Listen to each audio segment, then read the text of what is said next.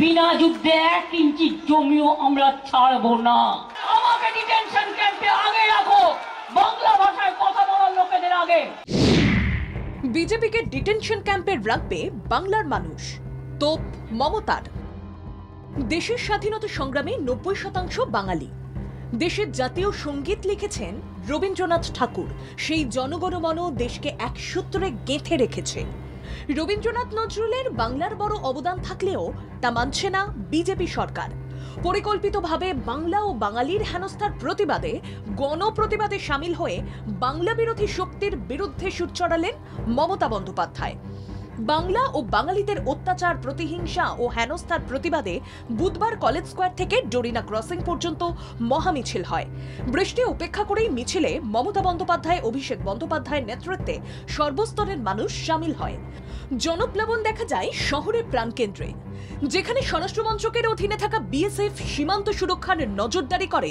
সেখানে কিভাবে রোহিঙ্গারা দেশে ঢুকছে, কেন বৈধ নথি থাকা সত্ত্বেও ভিন রাজ্যে কাজ করতে যাওয়া বাঙালিদের হেনস্থা করা হবে। দিল্লি, ওড়িশা, অসম, মহারাষ্ট্রের নজির তুলে ধরে সর্বাত্মক লড়াইয়ের ডাক দেন বিজেপি বিরোধী শিবিরের মুখ মমতা বন্দ্যোপাধ্যায়। বাঙালির আবেগে আঘাত করায় ও বাংলা বললেই বাংলাদেশি তকমা দেওয়ায় গেরুয়া শক্তির বিদ্বেষের বিরুদ্ধে মমতার বার্তা, 1 ইঞ্চিও জমি ছাড়া হবে না। ধর্মতলার মঞ্চ থেকে এভাবেই বিজেপিকে চড়া সুরে তোপ দাগেন মমতা বন্দ্যোপাধ্যায়। তাঁর সাফ কথা, যারা ইন্দিরা গান্ধীকে গালাগাল দিয়ে সুপার ইমার্জেন্সি ডে পালন করে, সেই বিজেপির আমলে দেশে সুপার ইমার্জেন্সি, অবৈধ আইন করে বাঙালি হেনস্থা। 2025-এর ফেব্রুয়ারিতে গোপন বিজ্ঞপ্তি, সন্দেহ হলেই জেলে আটকে রাখা হচ্ছে। অসম সরকার চক্রান্ত করে 12 লক্ষ মানুষকে এনআরসির মাধ্যমে বিতরণ করেছে। 1000 বাঙালিকে গ্রেফতার করেছে ভিন রাজ্যের বিজেপি সরকার।